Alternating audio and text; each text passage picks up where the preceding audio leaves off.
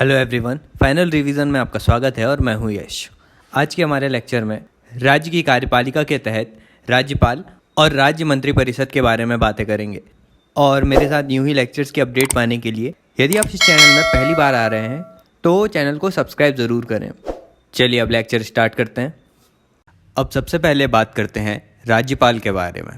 तो भारत में संघात्मक शासन व्यवस्था की स्थापना की गई है, जहां शासन के दो केंद्र हैं, पहला संघीय सरकार और दूसरा राज्य सरकार। केंद्र में राष्ट्र का प्रमुख राष्ट्रपति होता है और शासन का प्रमुख प्रधानमंत्री।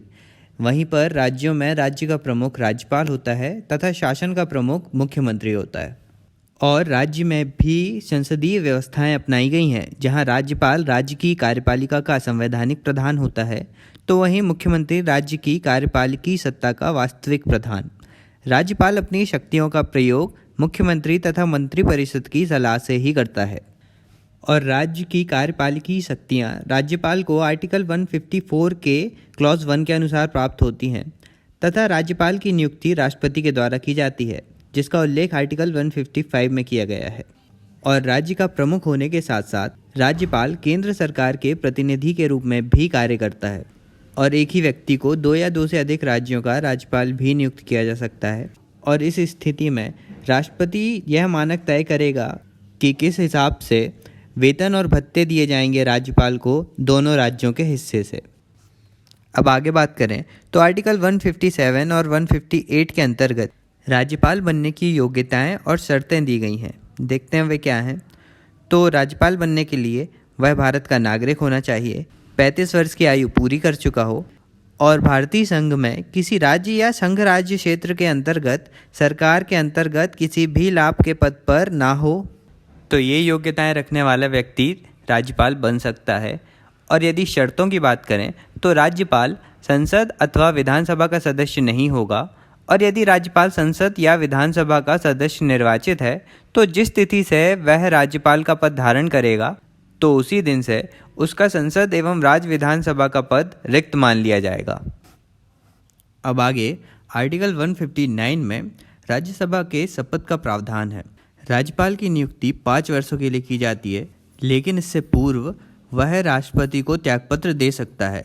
राष्ट्रपति राज्यपाल को दूसरे कार्यकाल के लिए पुनः नियुक्त भी कर सकता है और कार्यकाल समाप्त होने के बाद नए राज्यपाल की नियुक्ति तक वह पद पर बना रहता है। अब राज्यपाल के विशेषाधिकारों की यदि बात करें तो संविधान में राष्ट्रपति और राज्यपाल को विशेषाधिकार प्रदान किया गया है, जिसका उल्लेख आर्टिकल 361 में किया गया है।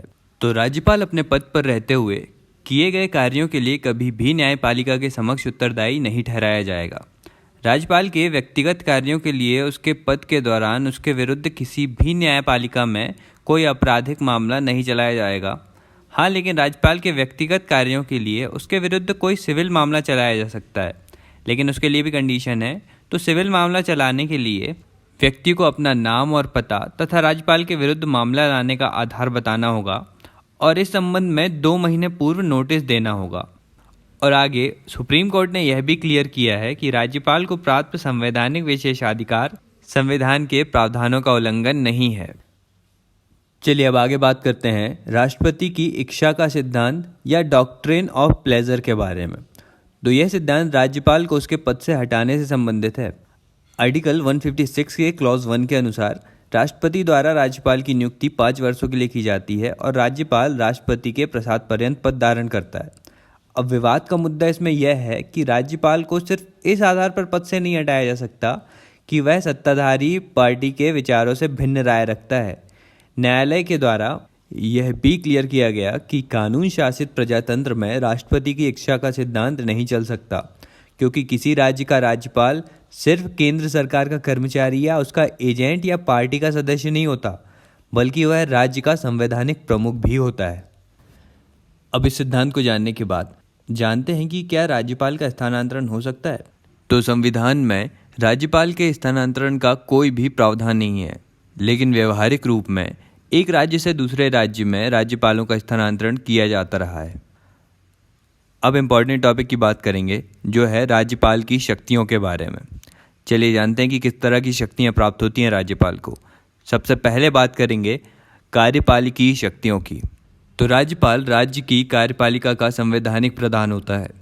राज्यपाल के द्वारा सबसे महत्वपूर्ण कार्यपालिकी शक्ति मुख्यमंत्री और मंत्रिपरिषद के सदस्यों की नियुक्ति होती है। राज्य सरकार के सभी कार्यपालिकी कार्य राज्यपाल के नाम से ही संपादित होते हैं। राज्य लोक सेवा आयोग के अध्यक्ष एवं सदस्य और राज्य निर्वाचन आयोग के अध्यक्ष की नियुक्ति राज्यपाल के द्वारा की जाती है। इसके अलावा राज्य वित्त आयोग, राज्य के महाधिवक्ता, राज्य के विश्वविद्यालयों के कुलपतियों की नियुक्ति भी राज्यपाल करता है। लेकिन राज्य लोक सेवा आयोग के अध्यक्ष एवं सदस्यों को हटाने की शक्ति राज्यपाल के पास नहीं है, बल्कि यह अधिकार राष्ट्रपति का होता है। और राज्य निर्वाचन आयुक्त को राज्यपाल पद से नहीं हटा सकता, उसे उच्च न्यायालय के न्यायाधीशों की भांति ही हटाया जाता है।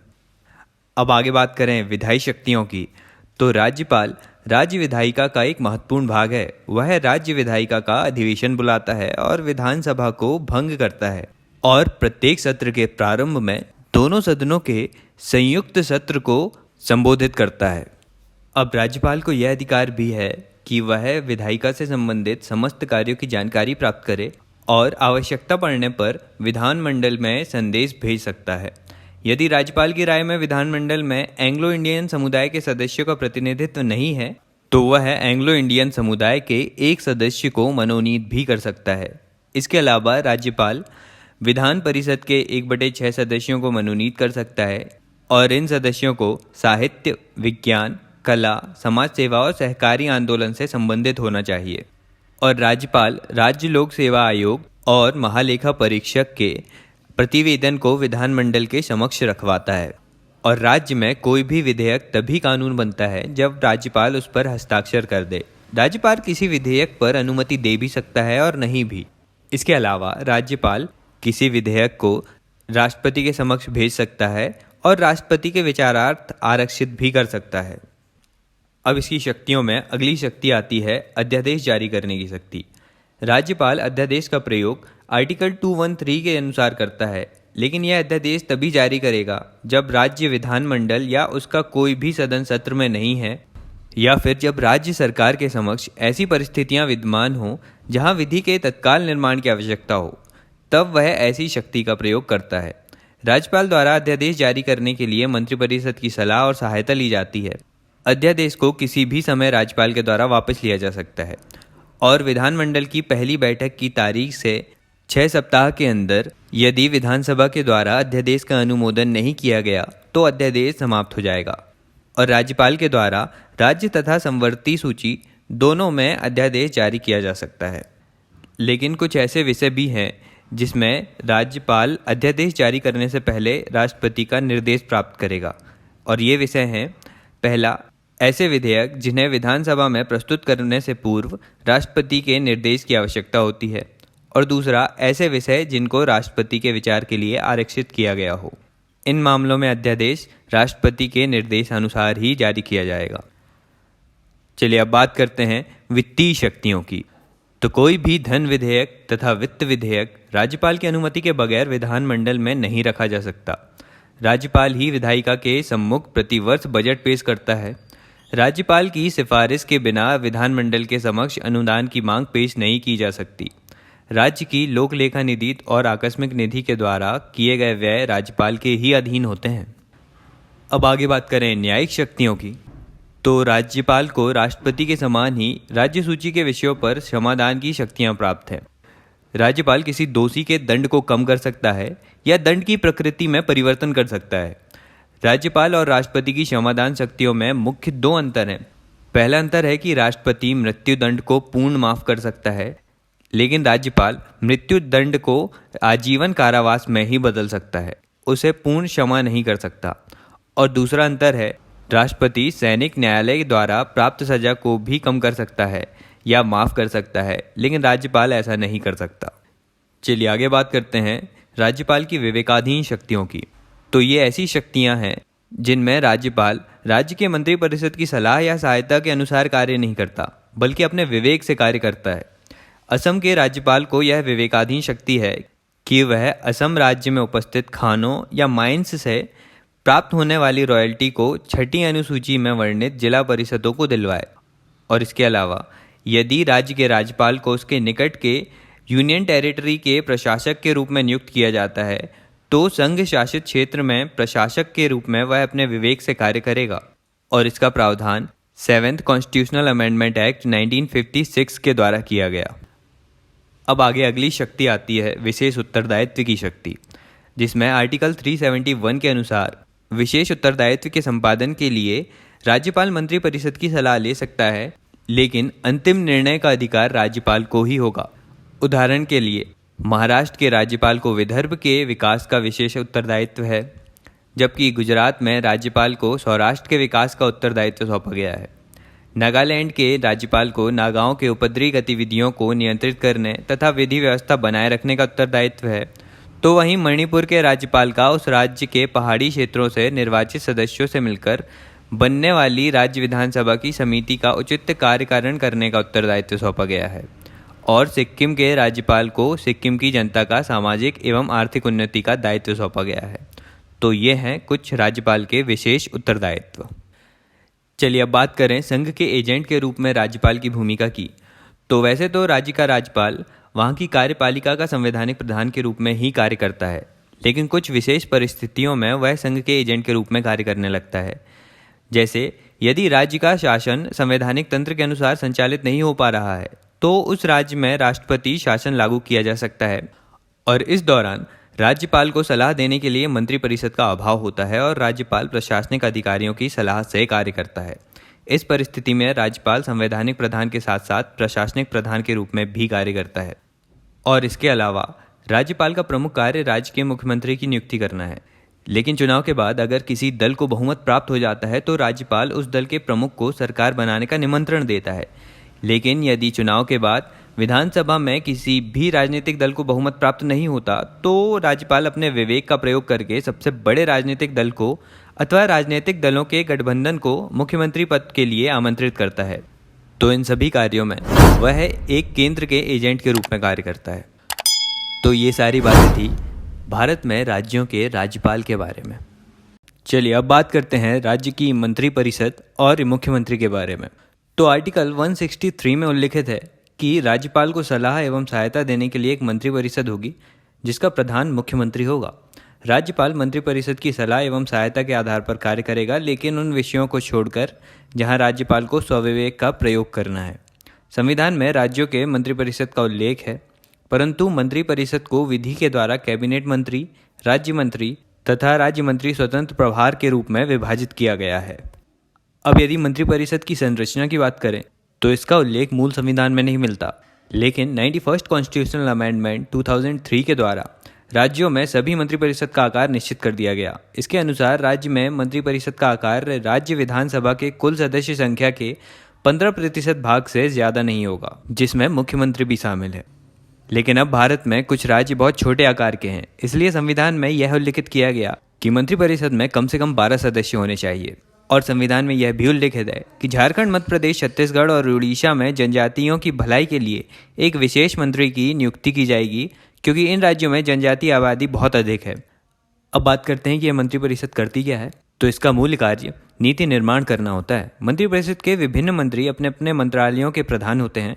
मंत्रिपरिषदों की बैठक नहीं होती, बल्कि व्यवहारिक रूप में मंत्रिमंडल की बैठक होती है, जिसकी अध्यक्षता मुख्यमंत्री करता है, और मंत्रिमंडल के द्वारा किसी भी विषय पर सामूहिक निर्णय ही दिया जाता है।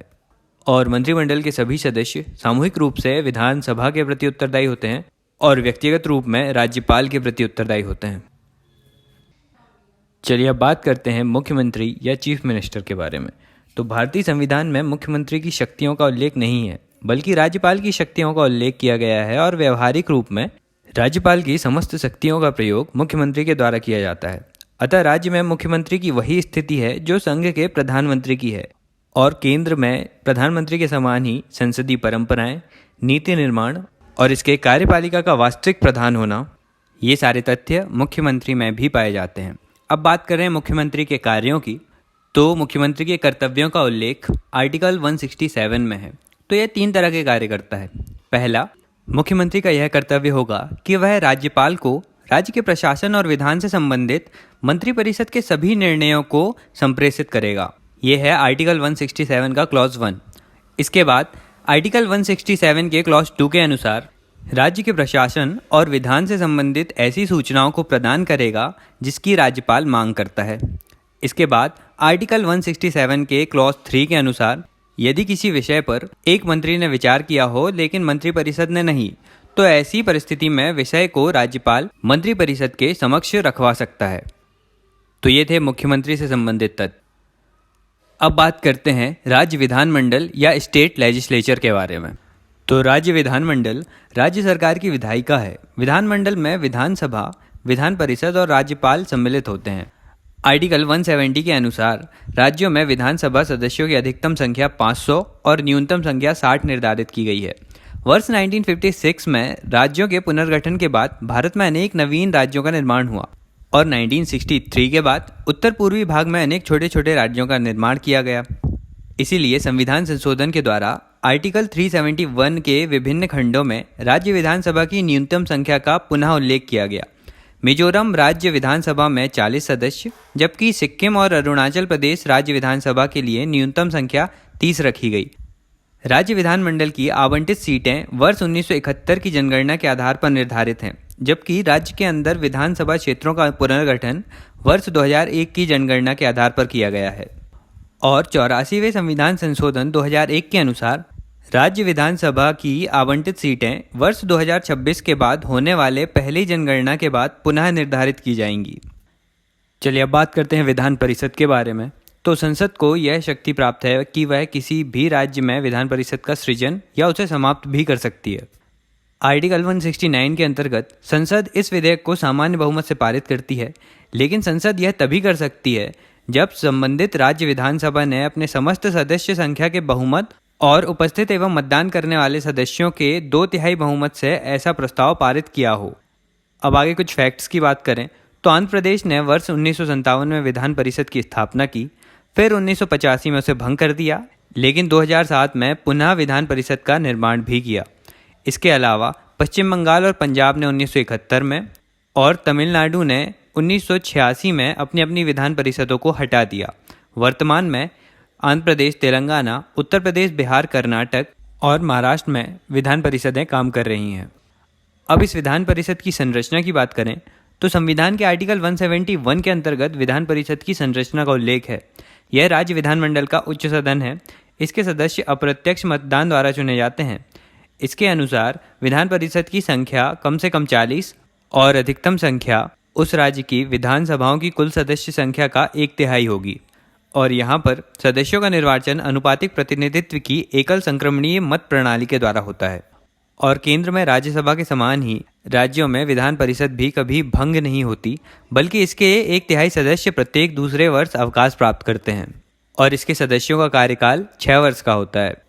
और विधान परिषद के इन सदस्यों के निर्वाचन के लिए जो भी व्यक्ति मतदान करते हैं वे इस प्रकार होते हैं कि मतदान करने वालों की 5 कैटेगरी बनाई गई हैं, जिसमें पहला राज्य की नगर पालिकाओं, जिला बोर्डों और अन्य स्थानीय संस्थाओं पर आधारित निर्वाचक मंडल द्वारा कुल सदस्य संख्या के 1/3 भाग निर्वाचित होते हैं। फिर अगले कैटेगरी में 1/3 सदस्य राज्य विधानसभा के सदस्यों पर आधारित निर्वाचन मंडल द्वारा निर्वाचित होते हैं। फिर तीसरे में 1/12 सदस्य विश्वविद्यालयों के स्नातकों द्वारा निर्वाचित होंगे और चौथे में 1/12 सदस्य माध्यमिक शिक्षण संस्थाओं द्वारा निर्वाचित होते हैं और लास्ट आता है कि 1/6 सदस्य राज्यपाल द्वारा मनोनीत किए जाते हैं। तो इन सभी कैटेगरी के लोगों के मतदान के द्वारा राज्यसभा के सदस्यों को चुना जाता है। चलिए अब निर्वाचन के बाद जान लेते हैं कि कौन से व्यक्ति योग्य होंगे विधान परिषद के सदस्य होने के लिए। तो वह कम से कम 30 वर्ष की आयु पूरी कर चुका हो, उस राज्य के विधानसभा के किसी निर्वाचन क्षेत्र का मतदाता हो और कोई ऐसा व्यक्ति सदस्य नहीं बन सकेगा जिसे संसद के कानून द्वारा अयोग्य घोषित किया गया हो, तथा कोई भी व्यक्ति विधानमंडल के दोनों सदनों का एक साथ सदस्य नहीं हो सकता है। अब आगे बात करें तो विधान परिषद का कार्य संचालन करने के लिए एक सभापति और एक उपसभापति परिषद के सदस्यों द्वारा निर्वाचित किए जाते हैं, जिन्हें चेयरमैन या डिप्टी चेयरमैन कहा जाता है। और विधान परिषद की गणपूर्ति के लिए कुल सदस्य संख्या के 1/10 सदस्यों का उपस्थित होना अनिवार्य होता है। तो अब तक हमने विधान परिषद के बारे में जान लिया। अब बात करते हैं विधानसभा के बारे में। तो इसके सदस्यों में योग्यता इस प्रकार होती है कि वह भारत का नागरिक हो, 25 वर्ष की आयु पूरी कर चुका हो, वह पागल या दिवालिया ना हो और वह किसी शासकीय सेवा या किसी लाभ के पद पर ना हो और अन्य शर्तें जो संसद द्वारा बनाई गई हों उसे पूरी करता हो, तो ऐसा व्यक्ति विधानसभा का सदस्य बनने के योग्य माना जाता है।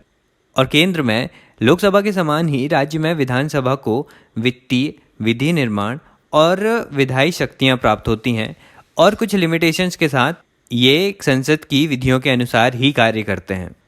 तो इसी पॉइंट पर आज का हमारा लेक्चर हम यहीं रोकते हैं और अगले वीडियो में मिलेंगे तो बात करेंगे विभिन्न कॉन्स्टिट्यूशनल बॉडीज़ के बारे में। तो मेरे साथ यूं ही बने रहने के लिए चैनल को सब्सक्राइब करना ना भूलें और यदि यह लेक्चर पसंद आया तो लाइक कीजिए और दोस्तों के साथ शेयर ज़रूर कीजिए। अभी के लिए चलता हूँ, मिलते हैं अगले वीडियो में एक नए टॉपिक के साथ। Thank you so much for listening.